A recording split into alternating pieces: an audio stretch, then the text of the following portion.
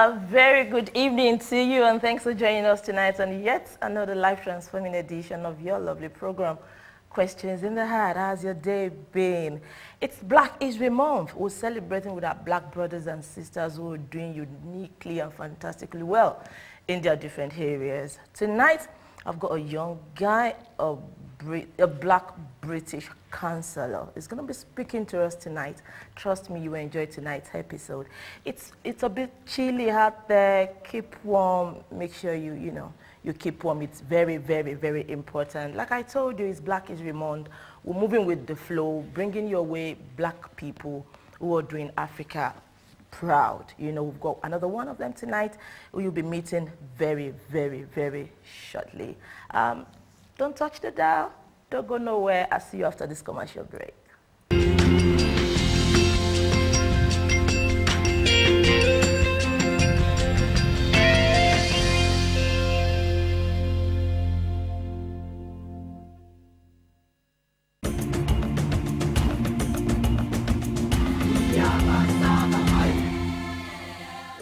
Are you thinking of putting smiles on the faces of friends and family back home? Then top up their mobile phones with credit from your AfriMobile number. Also, make cheap international calls leveraging our outstanding rates to African countries in particular. Visit afrimobile.co.uk and request your free SIM today. AfriMobile, connecting love. Kiko Bar, Restaurant and Nightclub. For all your African and continental dishes, come to Afrikiko Restaurant, Bar and Nightclub. Banku and tilapia, fufu, fried yam, pounded yam, egusi and many more. Excellent food range, fully stocked bar, professional catering services, late night license, Afro entertainment, fully air conditioned. Afrikiko is a perfect spot for your special event, parties, weddings, meetings and private functions. Call us for a reservation today. Time Monday to Thursday 12 noon to 1 a.m. Friday to Sunday 12 noon to 4 a.m.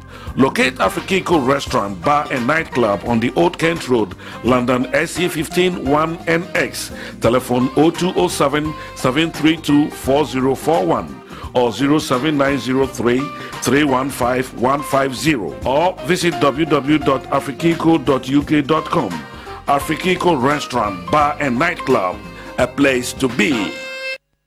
Hello ladies, it's time to be empowered, motivated and encouraged at the Liberty House Women of Virtue Conference 2012 with the theme Kingdom Women Leading Women. Date 26th to 28th October 2012. Speakers are Dr. Sylvia Jordan from the USA and Lady B. Modede from Northampton. Venue King's Suite, Liberty House, 254 Wellingborough Road, Northampton, NN1 4EJ. Time Friday morning session 10 a.m. Evening session 6 p.m. Saturday morning session 9 a.m. Evening banquet 4 p.m. Sunday morning session 10:30 a.m. For more information and to register, please call 0796 087 7219. Liberty House sponsors Black History Month on Questions in the Heart. Ladies, due to popular demand, Victoria Cole has extended the Crown and Glory hair sale with up to 50% off all lengths of 100% virgin Brazilian, Peruvian and Malaysian weaves and extensions. But hurry, sale ends October 27th, so visit our Camberwell branch now at 16 Cold Harbour Lane, SE5. That's up to 50% off all lengths of Brazilian, Malaysian and Peruvian only till October 27th. Call 020 7733 7341. Crown and Glory. Why pay more when you can pay less? Hello, I'm Esther, the host of Questions in the Heart TV show. My hair is done by Crown Glory. Check them out.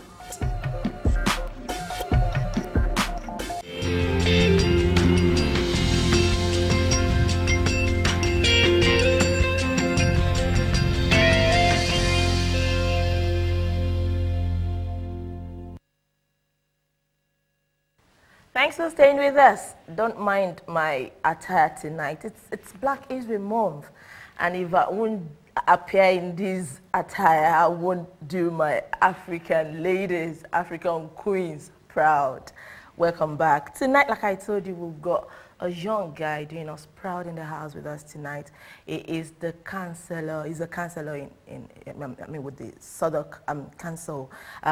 He's in person of Michael Situ. Does that name ring a bell? Good evening. Good evening, Esther. How are you today? I'm fine, thank you. Nice having you on this show. Thank you for inviting me. It's on record that your father of blessed memory, God rest his soul, was the mayor of Southwark. And here comes his son, a councillor. Well, before we go into the politics bit, please tell us about Michael Situ. Who is he? What does he like to do? Play football, eat chicken and chips? You know, tell us about yourself tonight.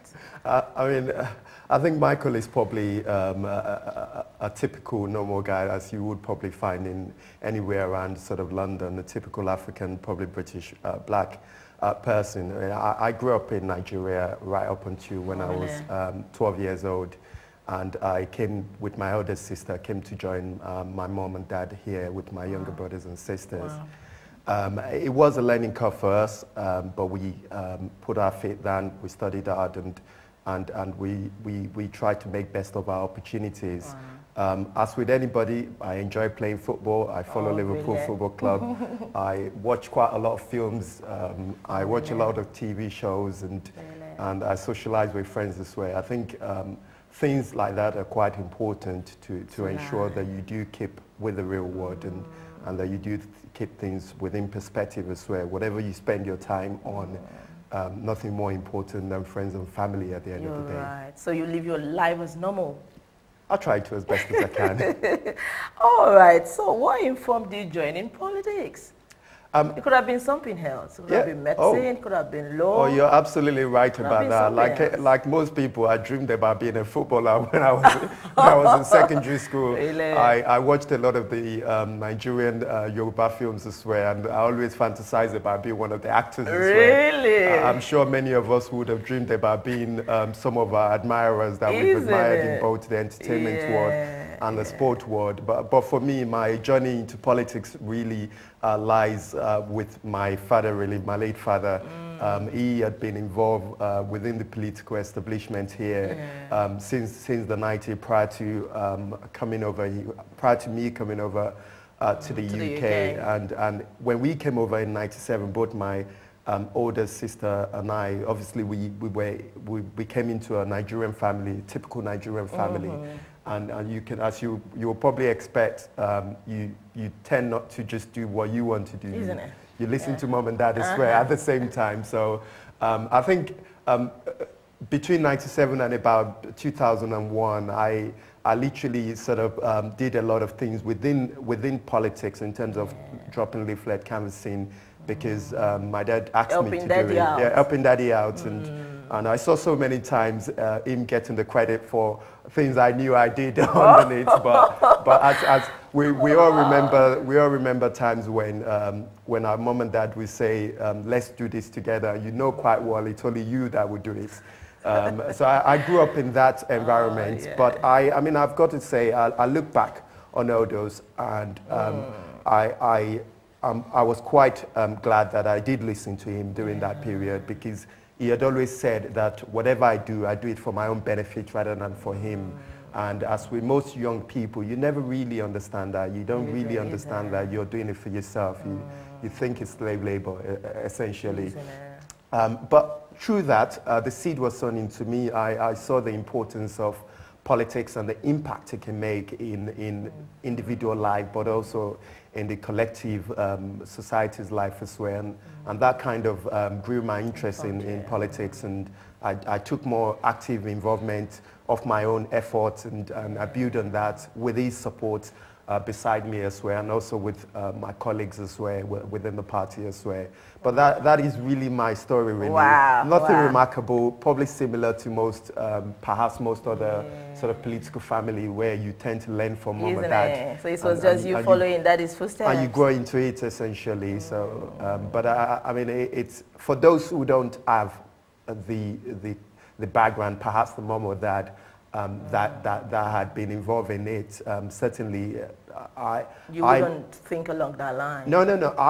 I mean, I would hope that I would eventually think along that line. I think it probably sped it up, but I still encourage quite a lot of young people to think of it as an opportunity and to always consider it as an option, because essentially you should be the lord of your own life, of your own affairs, and no better way to do that than being part of the decision makers itself. You're very right, and it pays off, does it?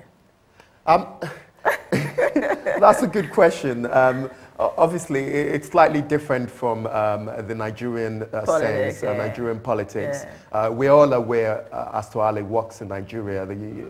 A lot of politicians are either forced or feel the need to invest quite a lot of money into the system. And likewise, when they do get elected, they feel the necessity to loot the system in order to make back what they've put in, or even pay whoever they've promised all sort of position on all sort of wealth to. It's different in this system, essentially. You can be involved with very little money. I was involved, my dad was involved with I wouldn't consider us as a wealthy family at all. We're generally comfortable, but it encourages a lot of people to get involved with little wealth, but can offer their hard work and effort, their graft essentially. But eventually you may get to a position where you can get paid for it. My role in Southwark Council attracts some allowance, which does help me, but it's certainly nothing to live by. I would not survive on it as a full-time job at all. So British politics is more of service than money-making system? It's essentially get towards service. You put your time into it, and eventually you may get to the level whereby you do earn enough for you to live on. But it's not anything excessive at all. No, it's nothing excessive. I mean, look at, for example, the chief executive of perhaps a lot of councils, just local authority councils across the country, and more than the Prime Minister, for example.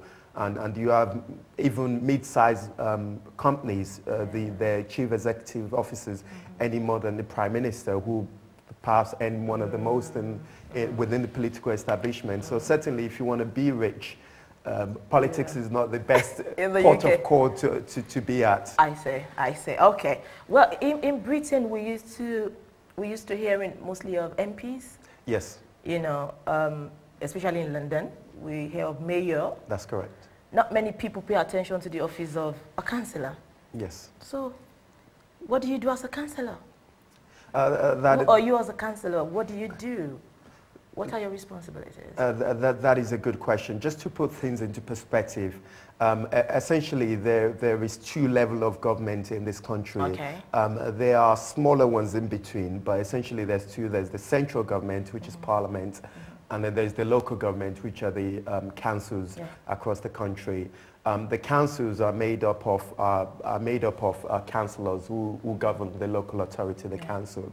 And our job as councillors is to look after the welfare of the local community. So like we are in Southwark here, we look after things like rubbish collection. We look after things like leisure centres, leisure facilities. We look after the environment. We look after provision of leisure, the libraries which we have. And we also look to promote employment within the area. We look to promote community cohesion within the area as well. So we do have greater role, greater power. And if you think about it, for each individual, what they would actually be more worried about in their everyday life is whether my rubbish is collected, whether my housing repairs are done, is whether I can walk within my local area and feeling safe about it.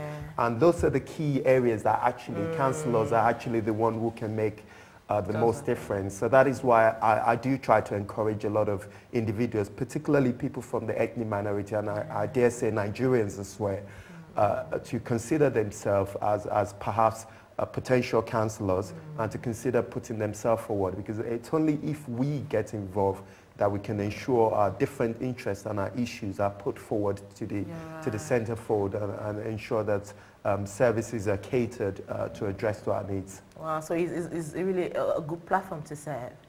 It is a good platform to serve. I'm enjoying it so far. I was elected in 2010, so I've spent a little over 2 years at the moment. You get, sometimes it can be quite frustrating. I would not sort of present you a very rosy picture at all. Politics, as it is in this country, is a game of compromise. Wow. You don't make decisions by yourself. I'm a team of 63 councillors, a member of a team of 63 councillors, and everybody's vying to put forward their views and put forward their community groups' views and interest, and you've got to try and compromise at some point and say, actually, I will concede on this point and champion this point more strongly. So it can be quite frustrating when you know that this needs to be done and you know you don't have the support amongst your colleagues. But nevertheless, when you do make a difference to the individual life, to perhaps the elderly person within the community, who is facing eviction from their home, who you've intervened in, and for that reason they've been able to stay within their properties, can be a major difference for them. And perhaps it could be even something as simple as fixing their boiler to allow them to have an ordinary hot shower, which we take for granted, could be what makes a difference to people's life. And when you do make those individual differences, small as it may be, that can make the impact and perhaps spread the kind of love within the society and collectivism, which should be within our community. Okay, so do you as a person have any special responsibility at the Southwark Council? Prior to May of this year, I was the Deputy Cabinet Member for Active Citizens. I have stepped away from that role. I'm concentrating on the area of providing support, particular more targeted support for young people. My ward continues to lag behind in youth unemployment rate. I recognize and I accept that there's still pockets of my ward where there's huge deprivation, and these issues has to be addressed, particularly pertaining to young people who, for me, are more vulnerable and perhaps are less assertive in saying what issues they face. And I think it's important that there are many people out there shouting for them, speaking for them, and being the voice for them, and that is what I tend to spend my time for. Another issue which I do concentrate also on is the issue of housing. Wherever you are, whether rich or poor, housing continues to be a massive challenge. And in my ward, where we do have significant council estate, whether it is the fact that you want to get somewhere in the first instance, so you just want a roof over your head, to the fact that once you have the roof over your head, you want it to be an amenable condition where repairs are done on time. And even when you have that, then you want to have enough money to pay the rent as well. So there are different issues along the ladder which I've been trying to champion on behalf of my residents, but also as part of a team of councillors, as part of a Labour team of councillors within the borough as a whole. These are very difficult issues. There are no solutions overnight, but it's important that you keep in there, even in the midst of huge sort of setbacks or past frustration. It's important to keep the hope up, to keep the positive attitude going, and to know that for every difference, however small you make, it's a step along the line in the right direction. Wow. So you did majorly with housing and youth affairs. Yes, I do speak with a lot of young people over the borough, across the borough, but also outside of the borough as well, to sort of support them in terms of what opportunities are open to them, in terms of either seeking apprenticeship if education is not the right thing for them, but also even if they have gone further along the line in terms of the academic route, but also seeing how you can support them to sort of secure the right employment for them as well. It is a sad thing at the moment that increasingly a lot of our young people, even with degree holders, haven't got the right job. We still see many of them working in Tesco. No offense to Tesco at all, but if you ask any young people, do I want a career in Tesco? The question is no to you.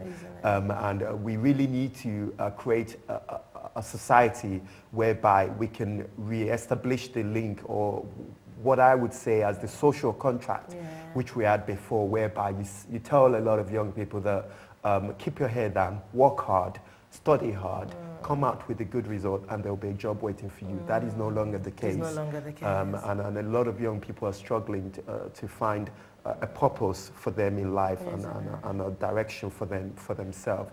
And it's important as political leaders within the community, not just within politics, but also within the faith setting as well, but also within community groups as well, to take a leading role to ensure we do offer the necessary support so that we can guide them in the right direction. Wow, okay. So do these young people have free access to you?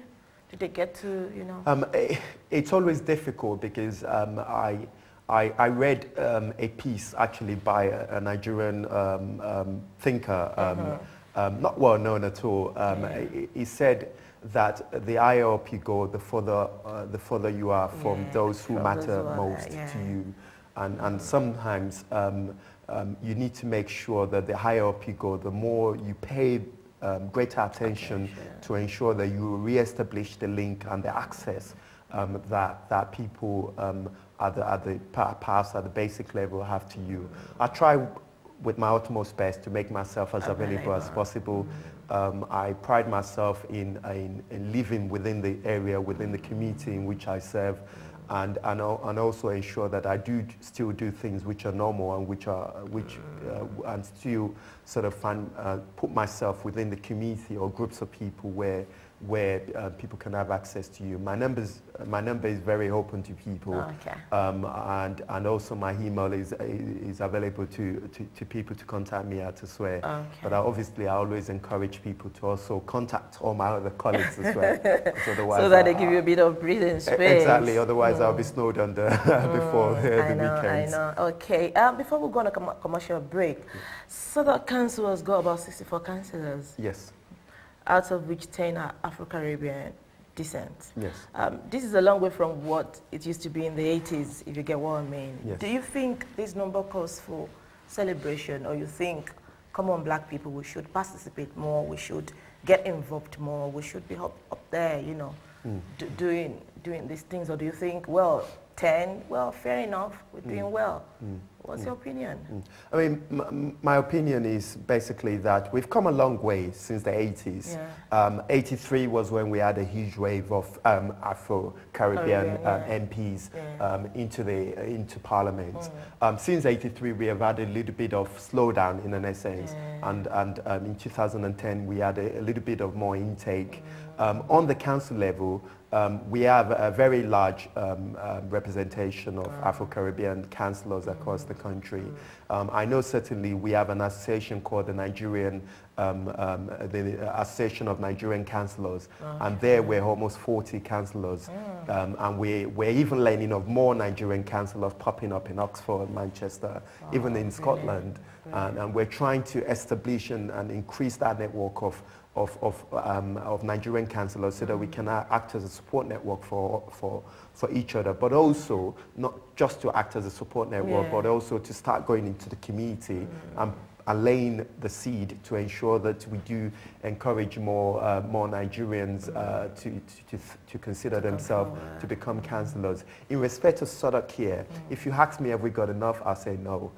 If you look at the population of Afro-Caribbean people or perhaps ethnic minority people in Southwark, as far as I understand it, I may be wrong about the figures, but we, in terms of ethnic minority, we're over 40%. We're almost becoming the majority in an essence of residents in Southwark. When that becomes the position, there comes a time that you start to question the representation of the body or the governance of the local area itself. I've got to say I'm grateful that we have a significant representation. You've quoted the figure. We have an excess of actually 10 councillors who are from Afro-Caribbean origin. But we could do more. We could do significantly more. And Lewisham, I've got strong representation as well. Lambeth-wise, I've got strong representation. And I think the onus is on us as Afro-Caribbean origin councillors to go out there to challenge our communities, to say it's no longer acceptable for us to sit back and sit at the back of the car and let somebody drive us around. We really need to take charge of the wheel ourselves, and we really need to be the author of our own destiny, essentially. And I think that is happening. That is happening to some extent. But I will encourage everyone out there to consider putting themselves up for election, to get involved, and that the benefits are there, be it on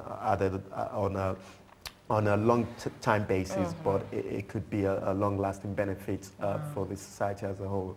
Oh, it's been Michael Situ on this show tonight. We're going to a short commercial break, and when we return, you'll be able to ask him your questions tonight and be part of the show. We'll see you in a bit.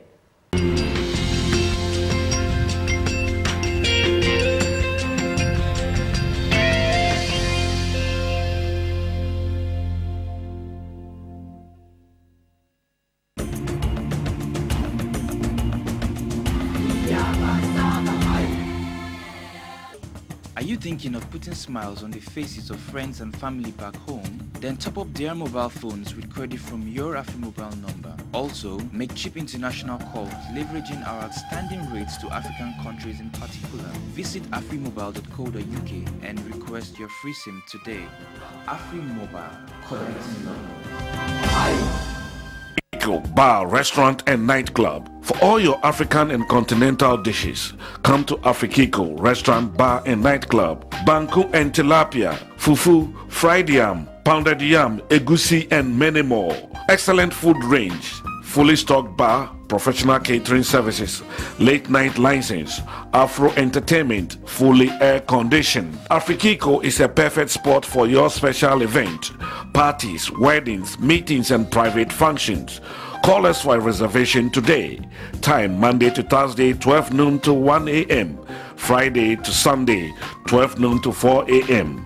Locate Afrikiko Restaurant, Bar and Nightclub on the Old Kent Road, London SE15 1NX. Telephone 0207 732 4041 or 07903 315 150 or visit www.afrikiko.uk.com.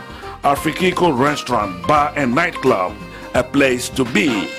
Staying with us on your lovely program, Questions in the Eye. It's been Michael Situ with us tonight. You're doing great, Michael. Thank you. Bless you. It's a pleasure being here. A lot of black people in Britain are first generation immigrants, you know. Yes. And though many of them have, over the years, nationalized, they still don't see Britain as home. And so they're passive about politics, you know. What do you have to say to this passive attitude? Well, I'm not British, I'm here though, I'm nationalized. I'm still an African, you know, I don't want to be involved. What do you say to this passive attitude? Yes, I think it's important to understand perhaps the reason why people are adopting this approach itself. I think it's very difficult sometimes for people whereby, in an essence, they've grown up in a community, I would say in Nigeria, where they found sort of very collective, they found a very cohesive community. They found a huge community around them, and in an essence, when they've emigrated to this country, they've left some of their family behind. I think sometimes for a lot of people there is still that aspect that the ideal position will be to return to Nigeria someday when the opportunities present itself. What I always tell people is that there's nothing wrong with still holding onto that. Indeed, I myself hope at some point that I can have the opportunity to contribute back more to Nigeria that has given me so much. But what is also important is that whichever environment you find yourself at the present time, that it is important to make it a home, be it a temporary home. And in order to make it a very conducive home for yourself, then you really have to do something to it. So it's just like if you want to buy a home for yourself, but you're renting in the meantime, some people may think, oh, I'm not going to waste money to decorate, I'm not going to, I would tell people you don't know how long you're going to be renting for. So it's better for you to decorate and just enjoy. Buy a nice settee, a nice sofa, and make it a really good home that you can invite people along to, that people can share in the present time with you. And it is like that in society as a whole, really. Whilst we are in the UK, in order to really enjoy the full meaning of life in the UK, we really have got to make use of the full benefit of what UK has to provide. And that is the openness, that is the law and order which it provides, and that is also the democratic political system which it provides as well. And unless we really tell these politicians what is important to us, then we will be a voice to be ignored. There will be things which will be made. We Nigerians, we complain about the recent changes in immigration law, which has been against us. We complain about recent changes in the benefits law, which has unduly impacting on immigrants. We talked about changes in housing laws, where there's quite a lot of key areas which actually affect us more, which the national government and to some extent the local government are making huge ramification changes. And if we don't talk, if we don't stand up, if we don't do something, we're going to find ourselves in a position whereby we're working hard, but we're not enjoying the fruit of our labors at all. Wow. So there's no need for this passive attitude? No. I would encourage people that they have nothing to fear. There are many Nigerian brothers and sisters in politics now. As I said, we've got in excess of almost 40 councillors of Nigerian origin, the ones we know about around in the UK. That's in addition to thousands of Nigerian residents who are members of various political parties. I know of my party that there are lots of Nigerians there. So we really have to get involved. Yes, I would encourage people to contact those who they know who are already involved within the system, for them to seek advice on how best to get involved at what level. And you don't even have to get involved to the highest level. You don't have to say, I don't want to be a councillor, that's why I don't want to be involved. You just voting supports people like you. Yeah, I was going to ask you how important is it for us to participate either by voting or seeking political offices? It is very, very important. The first thing to say is that you don't have to be a British citizen to register to vote. That's the first thing to say to people.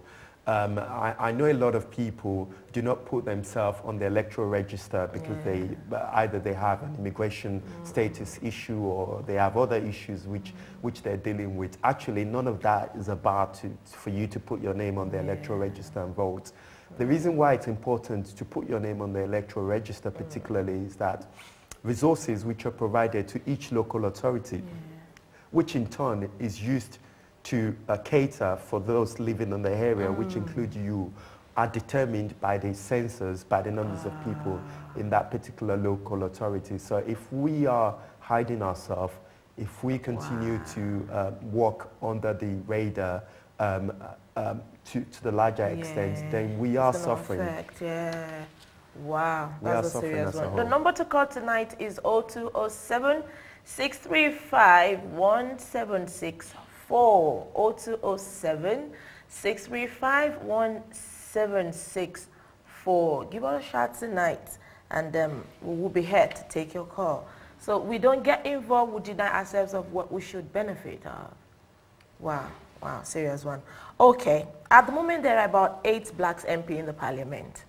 Many of them are of the opinion that there is a very low percentage of those, and that does not reflect a black race, a low percentage of the black people we have in the parliament, and that does not really reflect a balance, of the percentage of population in the UK. Correct. So what is your opinion on these, and will you say we should improve on this, black people should, improve on this, the UK government should see to this, or you think we don't really need to strike a balance? Well, I think the first thing to say is it's defeatist or perhaps I would say unnecessary to try to strike an exact proportionate balance. But I think what you have to try to do is get close to it. And I think at the moment, the proportion is just not acceptable at all. It's not what we should sit down and said, okay, it will sort itself out. The history of political representation has taught us that unless a positive action is taken, nothing ever solves itself. Nobody gives power willingly. And it goes to say that the current establishment would not make it easier for ethnic minority to become members of parliament or to attain a higher position, because I would say because of their own goodwill. We have to force it. We have to challenge them. We have to show the reason why it's important for more of us to be involved. I've always believed that the best people to make a decision about any issues are those who those issues affect. Because it's only when I'm living in the code that I will know our best to protect people from the code itself. And unless you're living in an impoverished environment, would you really grasp what exactly should be the solution? And it is the case, unless you're an ethnic minority person, to offer it, as part of what we go through. Can you really be able to say what needs to be done? Not to say that other people from other minority group can't recognize what the issues are. But I think it's important for us to continue to make the case that we do need greater representation at all levels of political establishment, and that to push for it, and also to create the system that would encourage that as well. I know there is the Operation Black Vote, who continually set up a mentoring scheme that pairs potential MPs and potential councillors with current MPs and current elected representatives. Likewise, I know there are individuals, MP, who are already doing their own sort of effort in ensuring that they do encourage people to become that. But simply to say, unless we flood the environment, unless we go there en masse, we won't make the right breakthrough which is needed. Things have improved from the 80s, but it can get better. It can really get better. We're very sorry we can't display the studio line for you to see tonight, but the number to call is 0207 635 1764. 0207 635 1724. Do you foresee a British Barack Obama one day in Westminster? You know, your dad could, be said to have been among the black local politicians that paved way for this, you know. So do you foresee British Barack Obama happening to us soon? I think with hope, anything can happen. I think it's a matter of when instead of if. I think they're really incredibly talented Afro-Caribbean MPs in Parliament at the moment. A lot of people are aware of Chukwuemeka MP, who is MP for Streatham, who continue to make waves within the Labour Party. And there are others, Chi Uwere from Newcastle as well, who continues to do well. And even from the Caribbean ethnicity as well, those MPs who are continue even within the Conservative Party as well. So there are people who are already pushing forward in that line. I think the British system doesn't lend itself to sort of hasten that process that the American political process does. Just to briefly state, the American political process is not as political party driven as it is in the British system. Whereas in the political system, you can have a relatively less profiled individual, but very talented nevertheless, push themselves to the limelight, as Barack Obama did. Barack Obama was only a senator for a couple of years, literally, I think around 4 years before he was selected as the Democratic candidate, Democratic Party candidate for the presidential election. In the British system, you'll have to toe the line for several years before you even get the nod. before you become the leader of your party to then have a chance of being the Prime Minister. But nevertheless, it is possible. It's a matter of when. I think it's getting closer than a lot of people think. And I really do hope we can live to see that day. I'm confident that I will still be around when that day comes up. And increasingly, the new in-crop of MPs are really motivating and inspiring new generations of ethnic minority activists to consider themselves to being capable of being the Prime Minister in the future. Wow. So we should be hopeful. We should be hopeful. I am very hopeful. Okay, okay. Yeah, many of London's West African population live in Southwark. Yes. You only need to get on the bus or walk on the street and you know what I'm talking about, you know. What is Southwark doing to meet the needs of these unique people, you know? Talk of education, talk of housing, like you said, planning commission for places of worship. What effort, you know, is Southwark making to meet the needs of these people? You are right that there is a significant population of ethnic minority and perhaps Nigerian in Southwark, and it's no disputed accolade at all that Southwark is the Nigerian capital in UK, and we're very proud of that indeed. Wow. I'm proud to be representing a community in Southwark which has a large Nigerian contingent. What Southwark is doing, I think Southwark does have the responsibility to particularly target the needs of the Nigerian population and ethnic minority in the wider sense. You are right in terms of housing. I think Southwark has been, over the last few years, been more sensitive to the particular needs of ethnic minority in terms of the way it consults on his changes to housing. In terms of council tax collection, and in terms of the way it enforces some of the rights and some of the legal rights in which it's available to itself as well. I think increasingly, unless there are more people of ethnic minority within the political process, sometimes it can be left on the wayside. Sometimes it can be forgotten. It can be forgotten, but I can say that that there are people championing the cause of ethnic minority and the cause of Nigerian.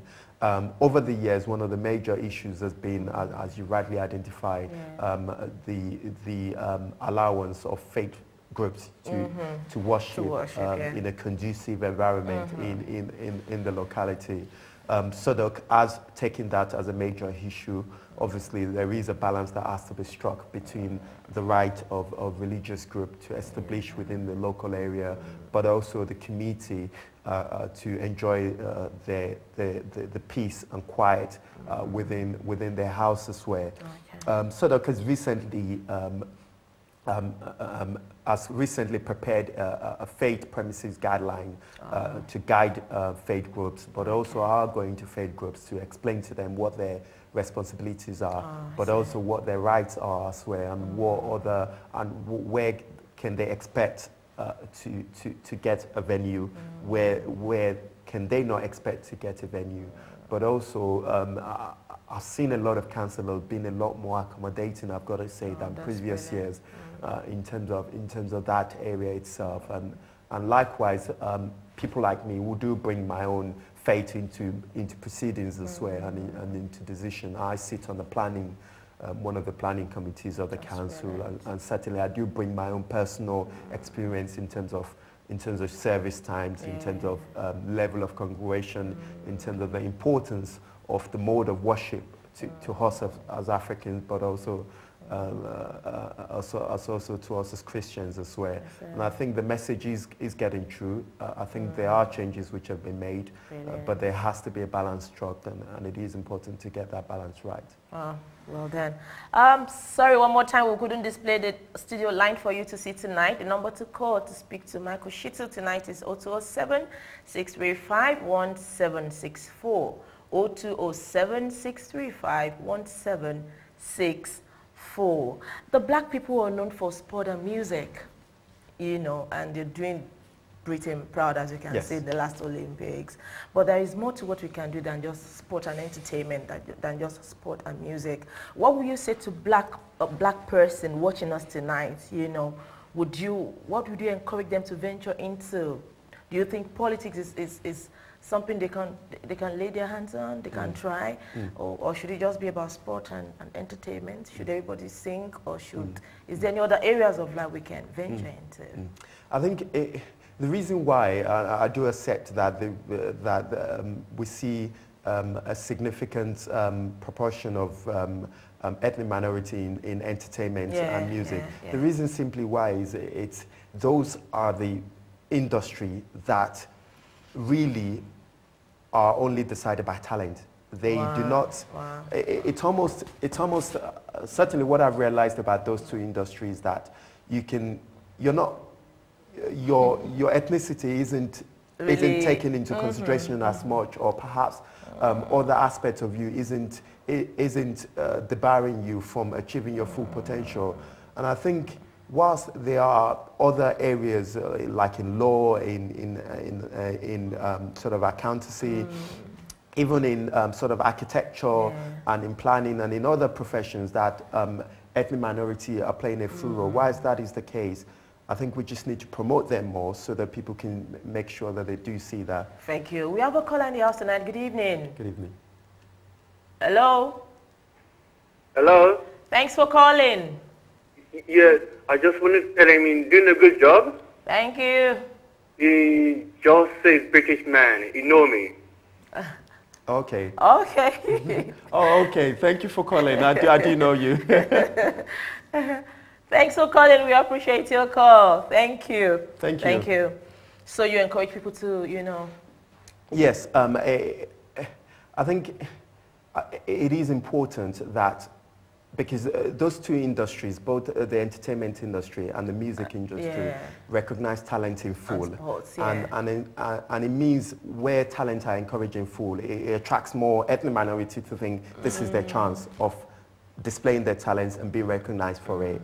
And whilst the other areas may recognize talent, but it's almost like you go through extra hurdles before you get there. So for example, law, which is my profession, there is almost like an invisible sort of hurdles for ethnic minority before they get fully established within the industry itself, and which by its nature sort of deters or sort of puts away people of talent within the ethnic minority. And what we've got to do is we've got to shout about those who are within those professions, be it doctors, be it lawyers, be it those who start their own business and have established it well, and even other industries such as sort of fashion designer, other industry which Nigerians are there, but they're not in the limelight, and we don't know about them. And if we shout more about them, people can see that actually it's possible to get there, even though there are hurdles there, and it's very rewarding at the height of those careers as well. So it shouldn't be all about sport and music? No, not at all. Those are good careers, but I do think that we need to ensure that we do provide, particularly parents have the responsibility to provide a balanced view to their children, to ensure that they have the full options to pursue whichever career they want to go into.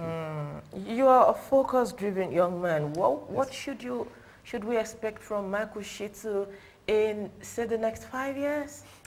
I think I would say I would leave everything in the hands of God, and hopefully I would hope to play a more active role in politics than I am at the moment. I do have my legal career to sort of push to some stage, but I think my passion lies in ensuring that whatever you do, that you are making a difference. Whether it's in politics, whether it's in law, whether it's working for British Gas, whether it's literally working for the council, or even as we are sitting here today, whatever you do, make a difference. However small it is, contribute. And if you can do that, even when you get to the end of the road, and perhaps you haven't achieved the target, you can point to the lives you've affected over the journey, and you can point to people that their life are changed because of what you had said, what you have done, and the little attention you've paid to them. Wow. So do you see black people achieving more in the UK in the nearest future? Oh yes, certainly. There is no doubt about that.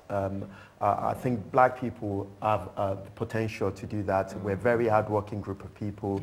Yeah. When given the opportunity, we achieve a lot, and I think the future is our oyster, essentially. Wow, wow. It's been a brilliant show tonight with Michael Situ. We're very sorry we couldn't display the studio line for you to see.